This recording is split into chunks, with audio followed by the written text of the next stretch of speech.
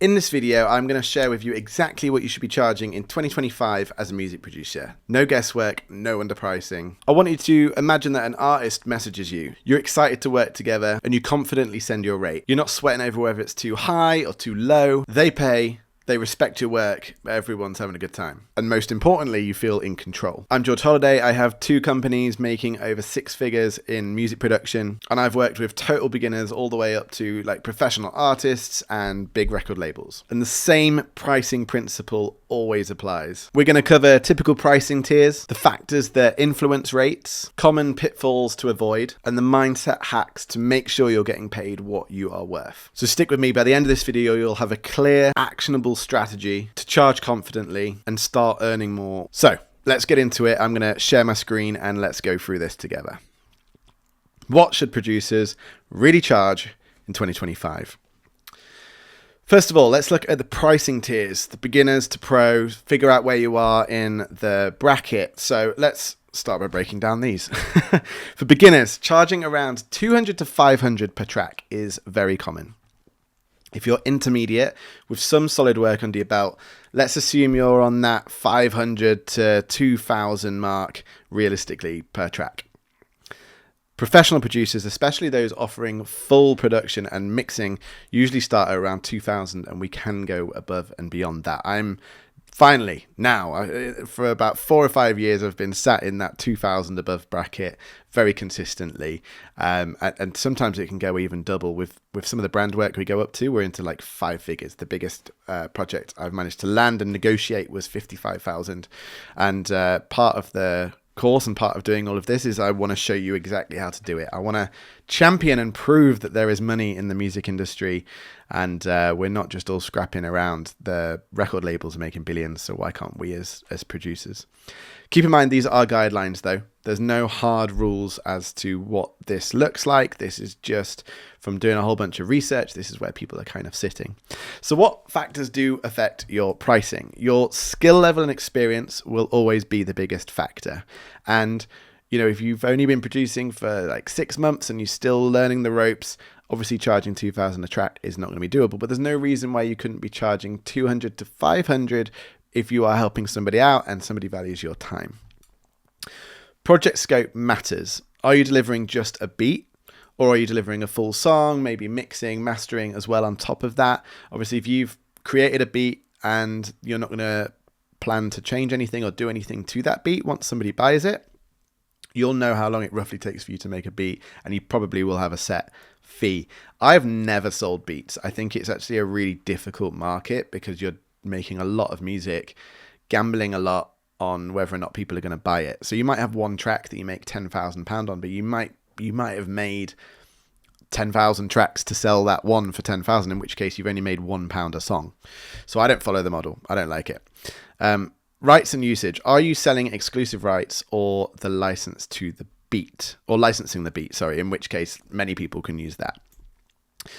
Deadlines. Quicker deadlines obviously deserve higher fees. If it's Wednesday and somebody wants something by Friday, you've got to drop everything else. So I would say always be asking for a slightly inflated fee.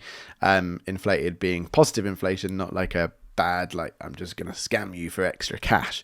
That's obviously a bad one. But I will often add 10 to 20% on top of a track in order to get it across the line within a week. And don't forget demand. If artists really do want to work with you, you can charge more. The more busy you get, the busier your diary, you can bump those prices just a little bit until the point where you either start seeing some gaps in the diary again or you start getting too much kickback. Let's not forget that a lot of this is you've got to judge it. There's no, I think I say this later on in this presentation, there's no set prices here. There's no set way of doing things. You are almost expected to do some negotiation on your pricing if it gets a project across the line that you really want to work on.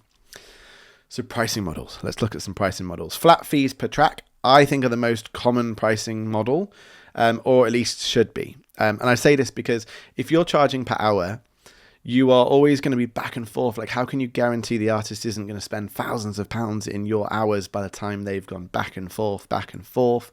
Flat fees means that you take on all the risk, but you also trust yourself more than anybody else, right? So if you know how long it takes for you to produce a track, over the course of a year, if you charge a flat fee, you are going to have that more or less guaranteed for every single track. And some tracks might take longer than you expect, and some tracks might be shorter. So you'll be like quids in on some tracks, and you will end up losing a little bit on some other tracks. But once you know how long it takes roughly over the course of a year, that average will be good.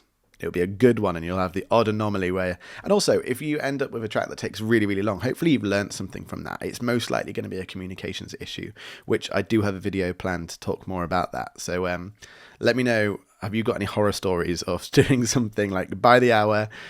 a flat fee, and then it's taking you hours and hours and hours to get over it, and so that scared you? Because I've got some really good tips on how you can get over that feeling and get back to charging flat fees. I honestly think it is the best way to do this. Hourly rates can make sense though, if your work varies or you offer services like editing, although I'd still be trying to find a project fee amongst that for flexibility. By flexibility, I mean, if you're editing vocals, for example, if you tune vocals as a career, I hired a guy that was just hired to tune vocals and align stuff a little bit, and some songs didn't need much doing, and some needed a lot doing. So it's really hard to just have like a one-off fee. But I think there's always a flat fee model in everything, everywhere. I even think like plumbers and electricians, like if you know the price of a project, you just price it up. Give that quote, and it might overspill, and then you could have a conversation, but I'd be more inclined to lock that in with an electrician or a plumber and say, great, £5,000 to do the job, I can do that, but just so you know, I can't do more than that. So is that okay with you? If they say yes, they might have to buy some stuff they weren't expecting, but that's on them. So I think there's room for negotiating on both sides of that. Some producers mix upfront fees with royalty percentages to build long-term income. Now, I personally haven't really lent into this much because I work with artists that are starting out. I find it much more enjoyable to work with those artists than artists that are much higher up. I've worked with artists all along the spectrum, artists getting millions and millions of streams with big record labels, etc. I personally find the sweet spot is people that have maybe produced some music before and they're at the start of that journey. So I tend to not take royalty percentages. And some people will say, that's crazy because if the song blows up, then you're missing out. But I don't think that world exists much anymore. I have a song I worked on with an artist and it's had millions of streams. And quite honestly, it's been a few £100 that I get from streaming platforms. It's not worth breaking the relationship with the artist. That artist has come back for many, many, many more songs since. And would I have got those jobs again if I'd have really pushed for a percentage on the song as well? Who knows? Some artists gift me some percentage on the song. I'm very grateful for that, but I don't really build it into my model. I would rather them come back for 3-4 more songs and more, and pay me £2,000 to £3,000 to £4,000 a song. I'm going to get... It's a much better bet to be on. So I prefer avoiding this, but some producers do that. Package deals, like producing a whole EP, can also be a great option. I remember the first time I got an album deal, it was for 9 songs, and it was £11,000, which is about $16,000, $15,000. It's a lot. It was a lot. And I was very excited by it, but I could make the whole process more efficient because I had more songs to do. So I could mix them all at the same time. Once I'd mix one, I could use the same vocal chain, move that onto the next song, and then make my tweaks as necessary. Sometimes rebuild the chain, but get that sense of continuity, using some of the same sounds, using some of the same plugins or the same guitar or the same piano. Like, you can start to make it more efficient. So yes, you might make a deal where you knock 10 to 20% off for an album, but I actually think you make more in the long term because you save yourself a lot of time elsewhere. That even goes for recording vocals as well. If you're recording vocals on an album, you might do it over 4 or 5 days. Whereas if you're doing it on 9 songs individually, that's like at least 9 separate days that you put aside to do those vocals. So that saves a lot of time and a lot of money. Common pricing pitfalls to avoid. Underpricing your work to get exposure. Guys, exposure does not pay for your bills. I know you probably know that, and I know it's probably a frustration of yours. I am not afraid to point that out to an artist. I'm like, can I just understand why you're asking? to knock so much money off and like ask for exposure. Like, if you get no exposure, do you feel comfortable with the fact that I got paid a lot less? Finding questions like that are really interesting. My favorite question is more, do you not want to pay because you don't see the value in what I do? Or do you not want to pay because you don't think what I'm offering is the value that I'm asking for? Most people, in fact, I don't know if I've ever had pushback where someone's gone, no, everything you do, I totally get the value of it. In which case I'm like, great. So it sounds like there's a problem more so in trying to find the budget for covering the costs. Is there something we can do to work that out? Maybe we can do a payment plan or something along those lines. So don't ever accept exposure as being the reason why you would accept less money. Not having a clear contract or scope, leaving you open to unpaid work or scope creep. So this is a big one, because if you don't discuss everything up front, I've met with so many artists that have come to work with me because of the fact they're unhappy with another producer, because at the end of the process, the producer demanded 30% of the song and £1,500. And they're like, but that wasn't discussed at any point. And I don't blame the artist for being upset.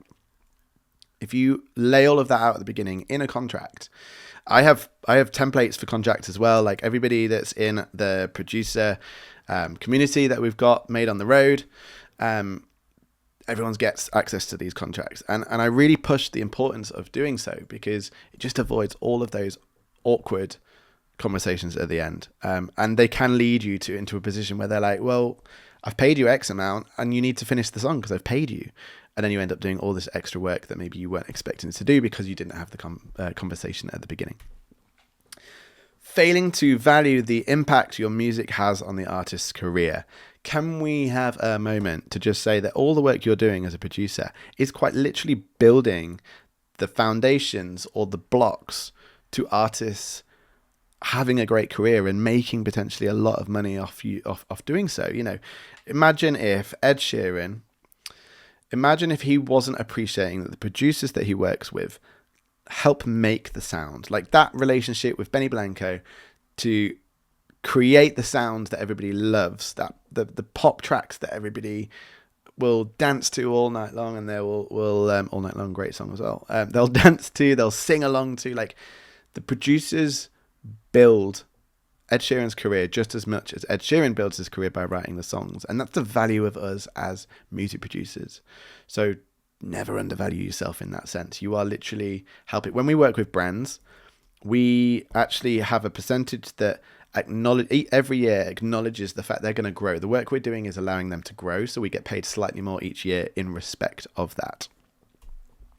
Just a little bit of insider there. Lack of confidence or clarity when discussing prices. I mean, we've kind of touched on this, but you need to say something. You need to just say what your price is. And I have found the most impactful moment to be just after I've said the price. Stay quiet. Let the awkward pause happen. Don't backtrack and go, oh, sounds like you're a little, just let them talk. Let them be like, it's a little bit more than I was expecting. I need to think about it. And then you're like, great. What element is it you need to think about? What specifically is it about the price there that scares you? And again, you can ask, is it too much for what you're expecting? Is it too much for what you can afford right now? And that leads you just to help them out. Next one, how to research your market rates. I generally check, local prices is a bit, I was going to say I will generally, start speaking to people openly. In the UK, I don't know if there's, wherever you're watching this in the world, in the UK in particular, we are so bad about talking about money. We don't want to share how much we earn, how much we spend.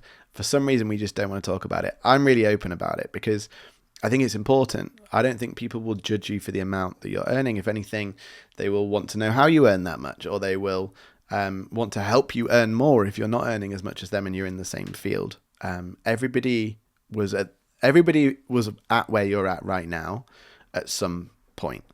Or everybody watching this is way ahead of where I am as well, which is also totally fine. And you might have hit a roadblock where you're like, I'm earning 200,000 a year and I want to be earning 300,000, but I can't get past 200,000. That's fine.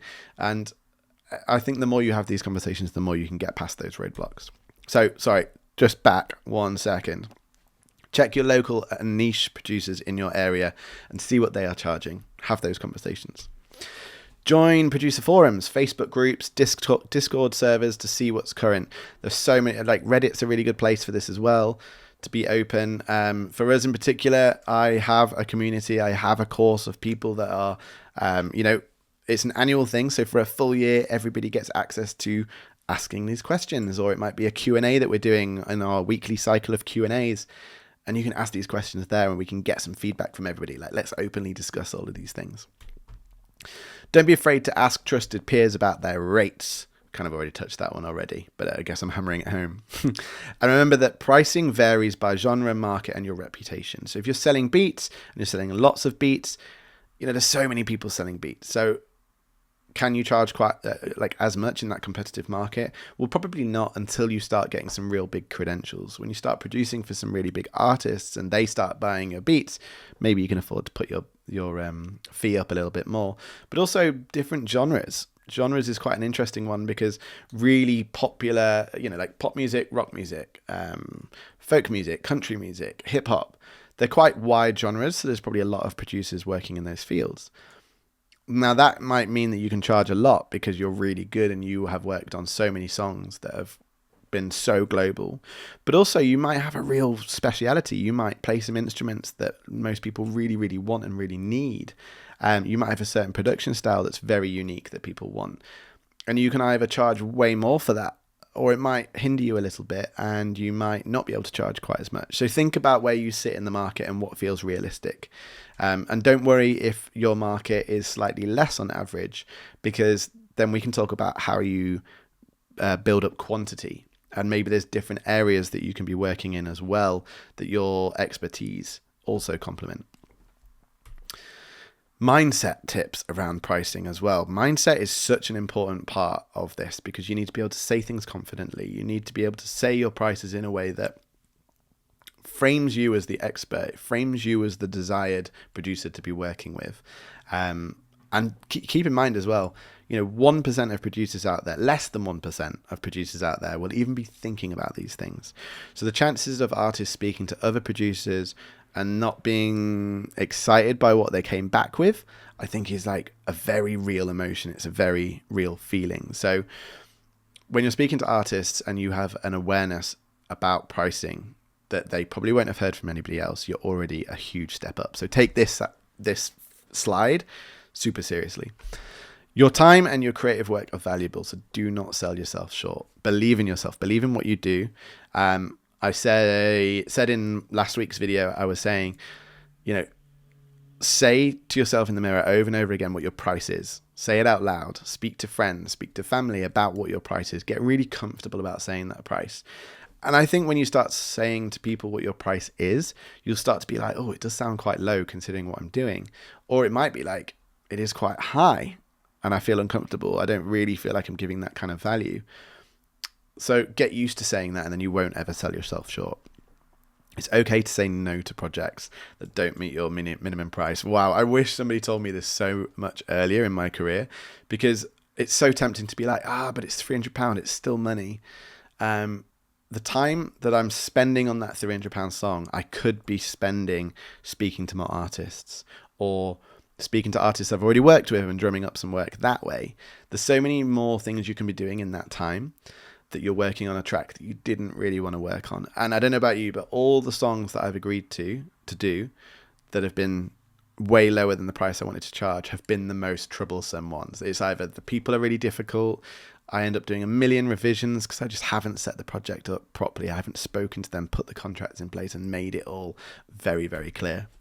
So confidence really does attract serious clients as well. People that are looking for a serious producer, they want to hear from somebody that's professional. They want to know and trust that they're going to be looked after. And if you're kind of like, I think I'm going to charge you about £500, like, one, are you giving confidence on that price? No. But two, that's a weird way to do two. Two, are you actually even giving confidence that you know what you're doing and that you're going to give them the best experience? Every time you have a conversation with someone, basically in part of the sales process, you're actually giving them an indication of what it's going to be like to work with you. Treating price conversations as negotiations, not fixed take it or leave it offers. So these boundaries we talked about like super early on the first slides, these brackets of prices, they are of course all guides. Even for myself, it's a guide.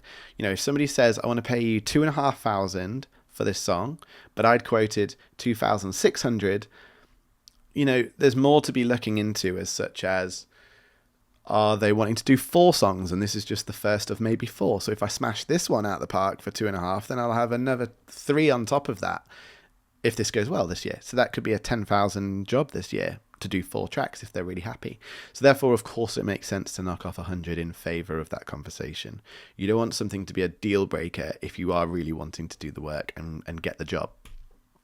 So to summarize, and I feel like my building slides has failed me here, but that's fine. So in 2025, expect to charge around £200 to £500 per track. So you might want to convert that into your local currency. In US, that would be like 300 to 700 per track. Intermediate, with some solid work under your belt, you'd be expecting to charge 500 to 2,000 per track. That's realistic, which is going to be like 800 to 2,600 US on current rates. Professional producers will be, especially those that are offering full production and mixing, will usually start around 2,000 and upwards. The more professional you are, the more you know, the more services you can add in. You know, even if you're not mixing and you're not mastering, and I did this for years, I had a separate mixer and I had a separate master. So when I was charging 2,000 initially, it got to that price, you know, 400 out of that was going to my mixing engineer and 100 was going towards the mastering engineer, but I provided the whole service, and that's what gave trust, and that it's not just perceived value, but that value. You know, there's a team of 3 of us that are going to work on this track for 2,000. Like, that sounds like a great deal when most other producers have been like, yeah, I'll do it all, and I'll charge you 600. Like, that sounds a little bit sketchy when you've spoken to somebody that's got a team of 3 people that are going to work on the track for you for 2,000. Focus on knowing your value, your market, and your project scope. I think that's just such a, like, let's just read that again and really absorb it. Focus on knowing your value, knowing your market, and then knowing your project scope. If you know all of those 3 things, you're going to be really confident in what price you're going to say, because if somebody fights back, if somebody pushes back on you, you can be like, the average is actually more than what I'm charging you, or the average is about what I'm charging you, and also don't forget, the last few producers you spoke to weren't offering you this and they weren't offering you that. And in the market that you're in, you're going to need help with those things, and I can give you that. Got questions about pricing or want me to dive into flat fees or hourly next? Do drop a comment below. I think we could dive deeper into this, but maybe this will just answer most people's questions and get you thinking a little bit differently about how you are positioning yourself in the market. I will finally say as well, there is a link down below if you want to check out a video where I walk you through how I help music producers build the journey and go through all of this step by step. The first call that we have together, we build out a plan. That bit's free, and there's no sales as part of that. I'm not going to sit there and say, you know, now you have to buy the course. Like, if you want that help, build a journey of where you're at now to where you want to be. We'll build that journey together, and then beyond that, if you want some additional help, one-to-ones, you know, if you want to work together for a year, all the information is on that page. Thanks for watching. If you have anything specific you'd like to know or dive deeper into, as you can tell, I'm not somebody that makes really fancy YouTube videos, but I hope the value in each of the videos is what you're looking for. And wishing you all the best. See you on the next one. Bye.